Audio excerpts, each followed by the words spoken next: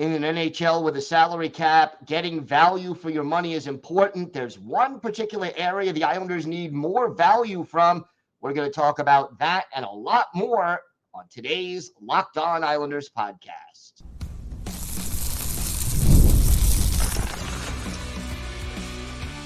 Your Locked On Islanders, your daily podcast on the New York Islanders. Part of the Locked On Podcast Network, your team every day. Welcome, everybody, to the Tuesday edition of the Locked On Islanders podcast, part of the Locked On Podcast Network, your team every day.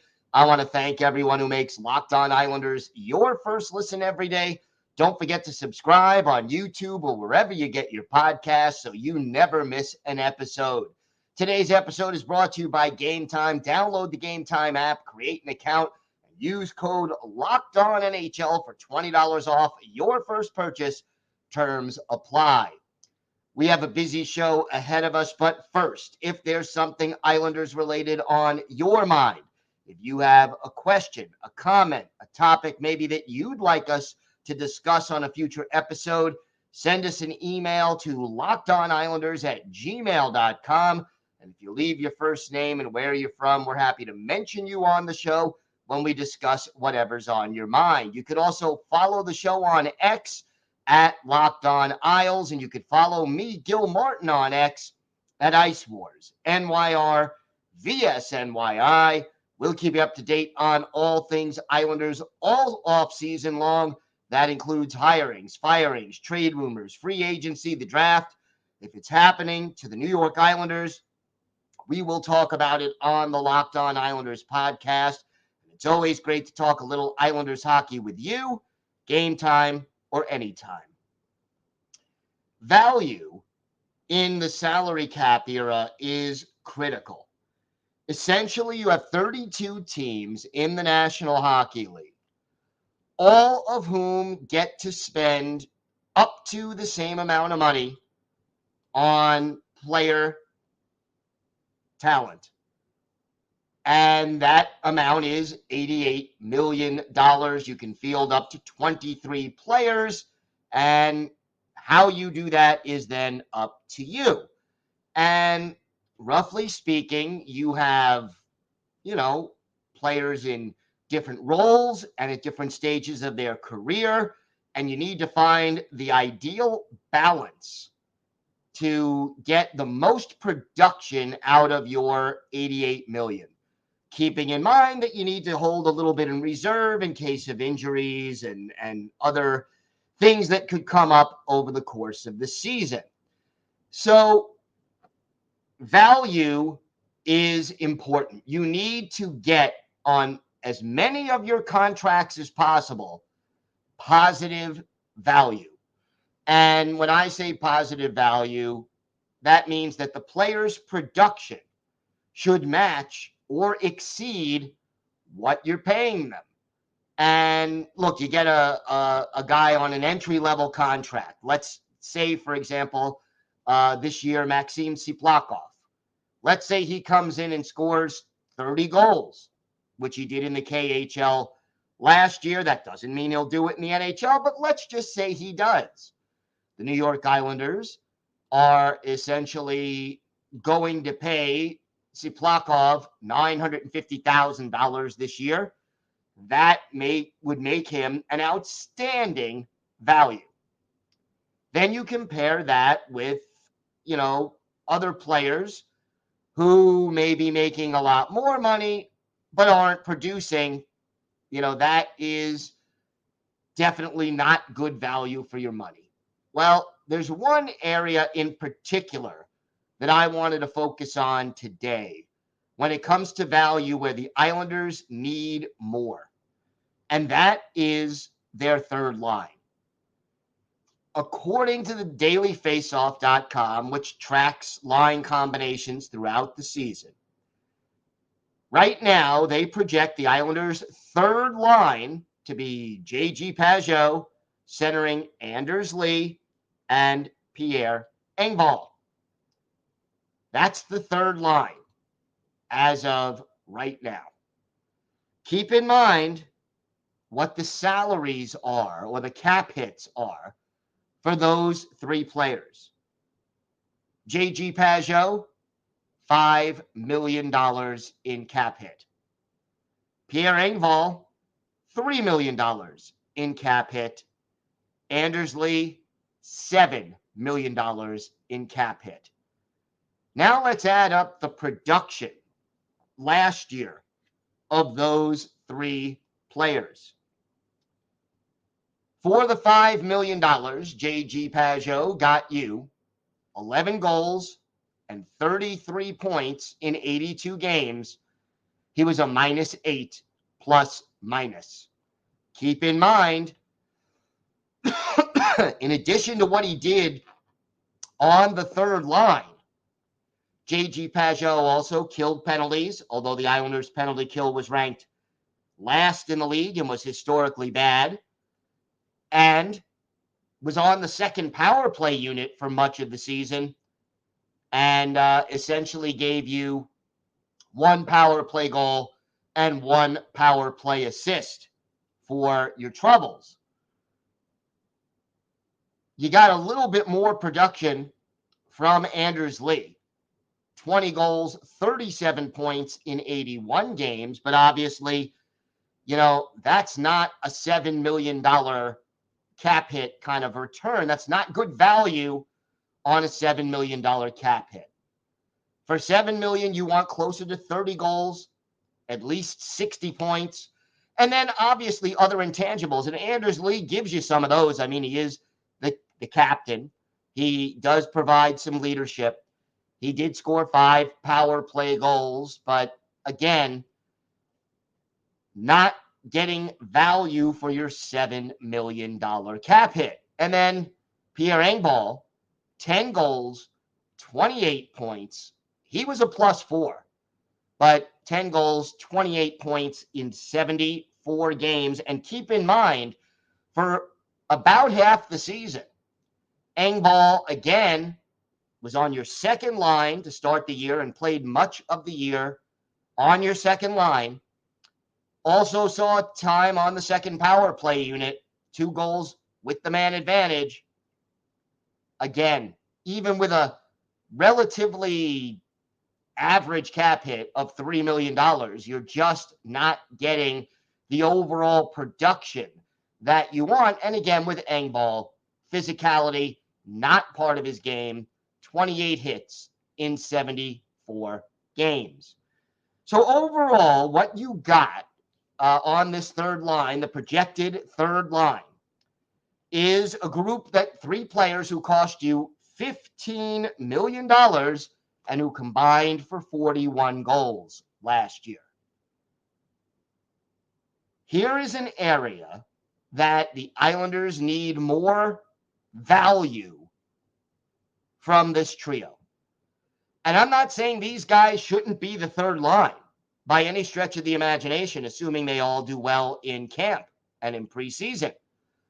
But I'm saying that, A, Lou Lamoriello not utilizing the cap space wisely here to spend $15 million on your third line and not get enough productivity. You're averaging $5 million per player on this line, and you're averaging 13 2/3 goals per player in exchange for that return. Simply put, it just isn't good enough. The Islanders need either to spend less on their third line or get more production from their third line. And keep this in mind. There are other ways to get production. It doesn't just have to be goals, although the Islanders' lack of scoring depth was definitely an issue last year. So it is part of the problem. But what if that third line was just really difficult to play against, or was a shutdown third line where, you put them out against the McDavids of the world and the Ovechkins put them out against the best players, most dangerous goal scorers in the game, and they shut them down. There's value to that. But this group, as it is presently constituted, did not give the Islanders good value last year. And if the Islanders are going to be better this year, and we've talked, everydayers know, about different ways this team could be better, even without any additional major additions or subtractions to the lineup. One thing is you need better production. Now, we talked in the past, okay, Ilya Sorokin needs to bounce back. We know that. Got to keep Scott Mayfield healthy and playing more than 41 games, 40 of which he played really hurt. Pelech and Polak got to stay healthy. Got to get more production from guys like Anders Lee, guys like J.G. Pageau, guys like Pierre Engvall, and it's not just them, but again, these are the types of players you need to get better value for, because managing the cap is maximizing your return on your investment when it comes to paying your players.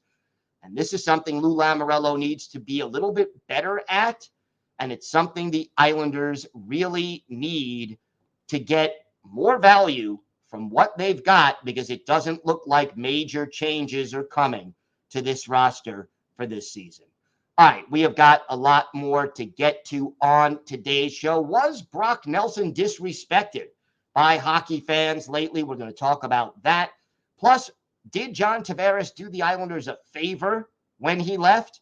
And for our Islanders birthday of the day, we are a day late on this one, but it's a player who has played 11 games for the Islanders, scored his only NHL goal on a penalty shot, and is still with Bridgeport. We'll talk about that and a whole lot more coming up on today's Locked On Islanders podcast.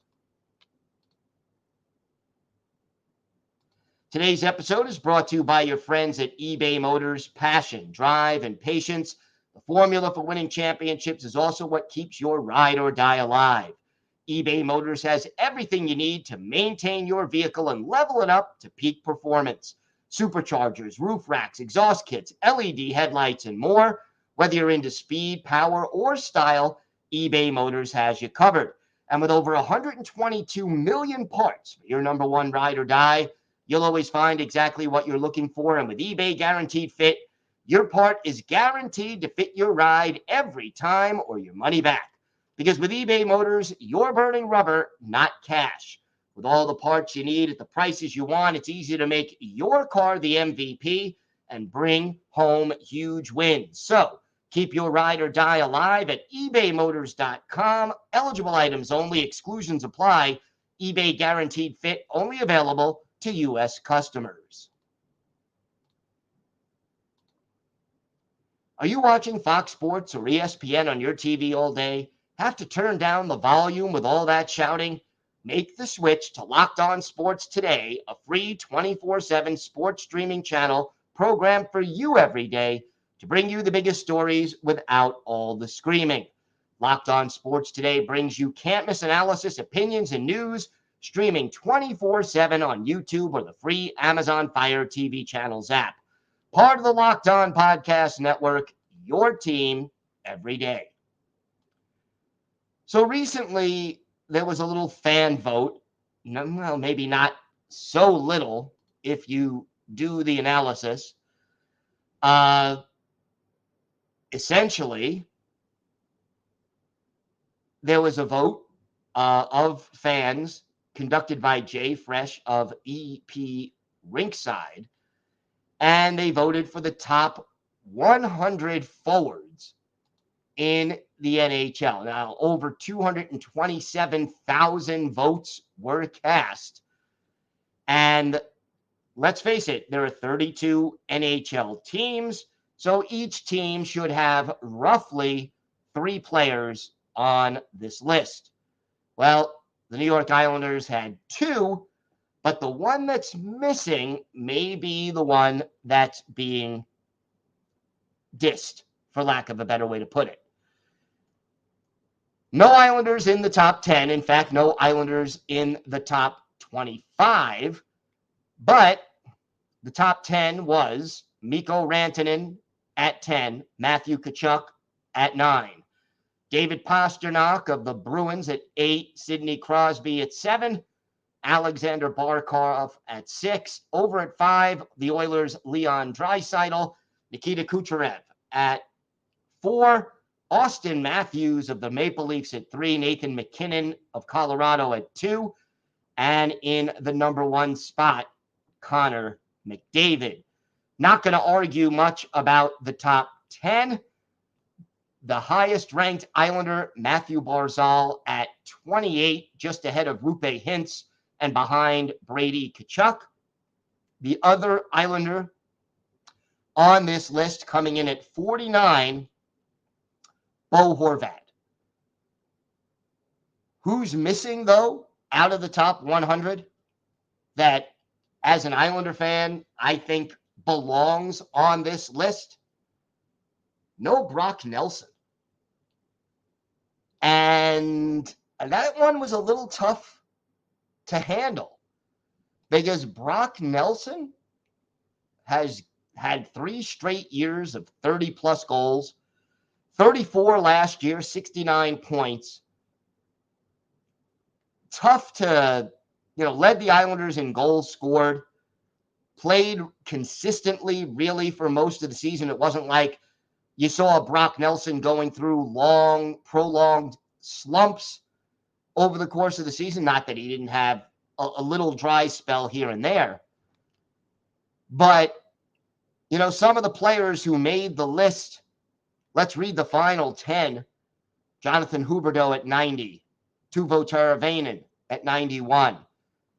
Juraj Slafkovsky at 92. Anthony Cirelli, 93. Casey Middlestat at 94. Dylan Cousins, 95. Arturi Letkinen at 96. Troy Terry, 97. Jamie Benn, 98.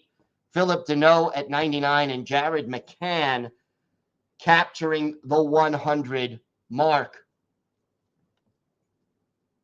I just can't believe that there is no Brock Nelson on this top 100.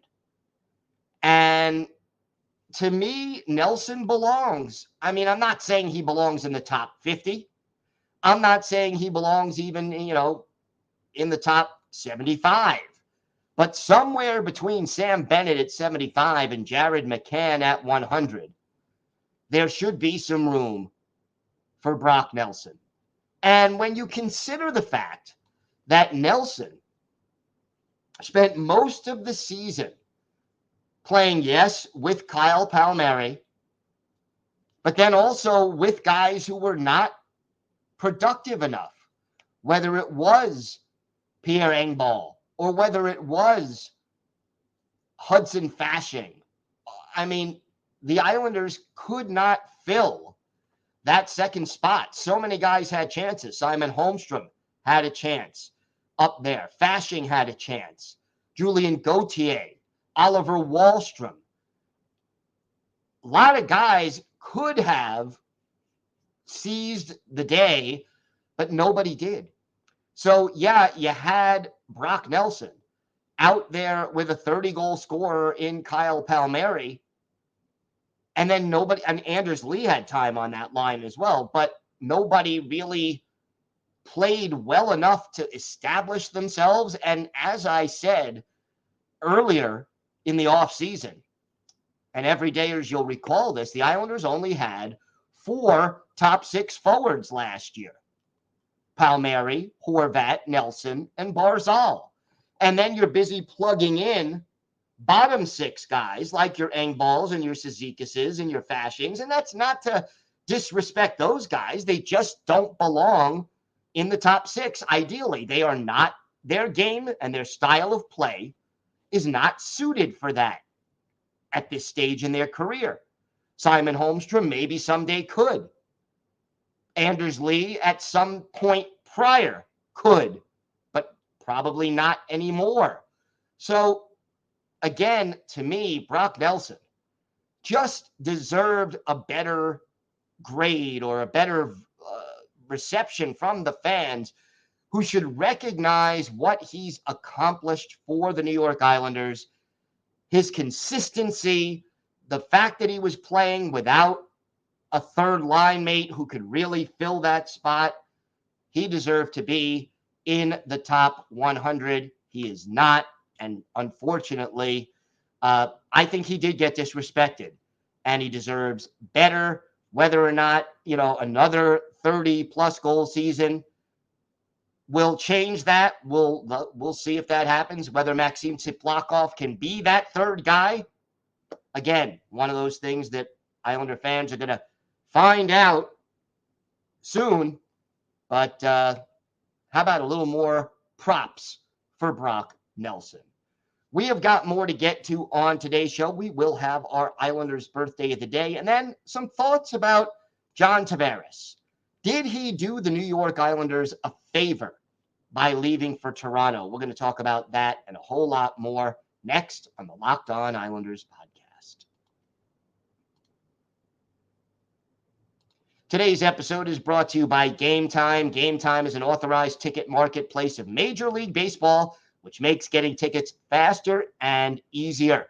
Prices on the Game Time app actually go down the closer it gets to first pitch. They have killer last-minute deals, all-in prices, and their lowest price guarantee. So Game Time takes the guesswork out of buying MLB tickets. My favorite feature on Game Time is the view from your seat. You go on the app, and before you buy the tickets, you get a panoramic view from your seat so you know exactly what to expect when you arrive. Take the guesswork out of buying MLB tickets with Game Time. Just download the Game Time app, create an account, and use code LOCKEDONNHL for $20 off your first purchase. Terms apply. Again, create an account and redeem code LOCKEDONNHL for $20 off. Download Game Time today. Last-minute tickets, lowest prices guaranteed. Locked On has launched the first ever national sports 24/7 streaming channel on YouTube, and now it's available also on Amazon Fire TV in the free Fire TV channels app. Locked On Sports Today is here for you 24/7, covering the top sports stories of the day with the local experts of Locked On, plus our national shows covering every league. Find Locked On Sports Today, now available on the free Fire TV channels app. I wanted to talk a little bit about John Tavares, and I know he's not an Islander anymore, and I know a lot of you still are kind of angry at Tavares for the way he handled his departure from Long Island, and I get it. I don't blame him for wanting to move on and play for Toronto, the team he grew up rooting for. If any of you guys who are Islander fans ever had the chance to sign as a free agent with the Islanders as opposed to the team you were playing for, I don't think too many people who knew you would blame you for that.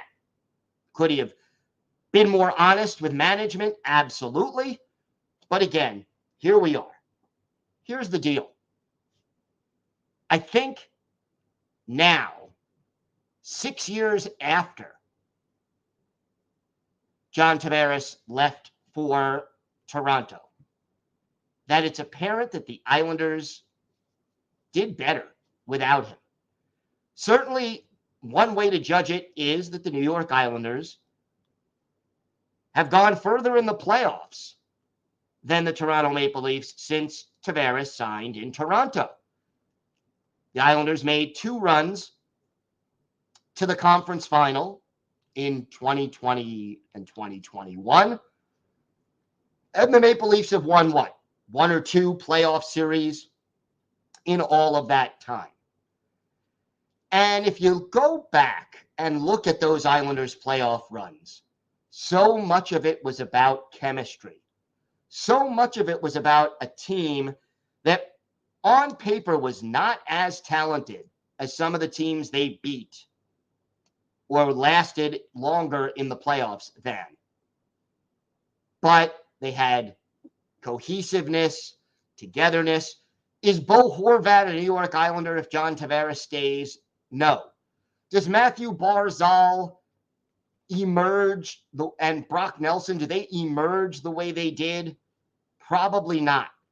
Is the Islanders' cap situation significantly worse than it already is? Like, more players either would not have been re-signed or would have been traded by Lou Lamoriello just to keep John Tavares under the salary cap. And so the depth on this team may have been less than it already is.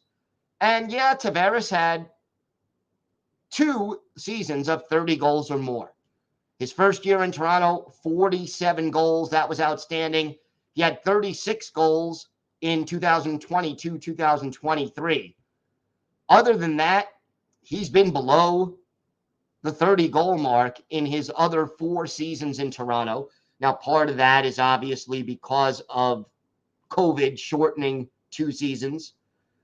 But in 6 years in Toronto, Tavares is roughly the same player that he was on the island as far as point production is concerned, although he's playing with much more talented players around him.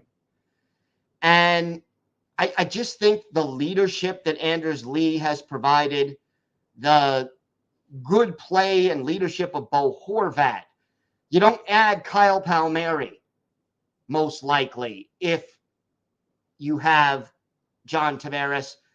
And again, I just think the Islanders have been, not during the regular season, but when it counts in the playoffs, the better team since they got rid of Tavares, or really since Tavares abandoned the Islanders and signed with Toronto. I think that's really what happened. Let's not kid ourselves. But I think the Islanders have been better without Tavares than the Maple Leafs have been with him in the playoffs. And I think the Islanders would have struggled more and wouldn't have had that cohesiveness and even the depth they have now had John Tavares and his very high salary stayed on the island. Time now for our Islanders birthday of the day, and Monday was the 31st birthday of of Islanders forward Cole Bardreau. Bardreau, a native of Fairport, New York, 6 foot, 186 pounds. Not drafted, 4 years at Cornell, and made his NHL debut in 2019-2020 with the Islanders. Played in 10 games, had a goal and an assist, was a -2. Added 1 more game in 2022-2023. Still with Bridgeport last year, 11 goals, 24 points in 70 games. Bardreau, a guy who played in the AHL for 6 years before getting his first shot in the NHL. And his one goal, his one career NHL goal was magic. November 5th, 2019 at Barclays Center in Brooklyn. Islanders hosting the Ottawa Senators. Game tied at 1. J.G. Pageau scoring for Ottawa. Cal Clutterbuck for the Islanders. Craig Anderson, the goalie, by the way, for Ottawa. Tomas Greiss for the Isles. But then in the second period, with 4:26 left, Cole Bardreau is awarded a penalty shot. He scores his first and so far only career goal in the NHL on the penalty shot. The Islanders take a 2-1 lead. They go on to win 4-1 in the game. Cole Bardreau had a goal on 2 shots on goal. It was the game winner. He was a +1. Cole Bardreau, still in the Islanders organization. He is our Islanders birthday of the day. I want to thank everyone who makes Locked On Islanders your first listen every day. Everydayers, again, we will have the latest Islanders news, notes, and happenings tomorrow. We're getting closer. We are now about 8 days away from the deadline on the arbitration hearing for Oliver Wahlstrom. We'll talk about that. We'll have some in-depth analysis of Islanders draft picks coming up later in the offseason. So make sure you're with us every day for all of that. Until then, have a great day, everybody. Stay safe. And thanks again for listening to and watching the Locked On Islanders podcast. Oh, yeah. And of course, let's go Islanders.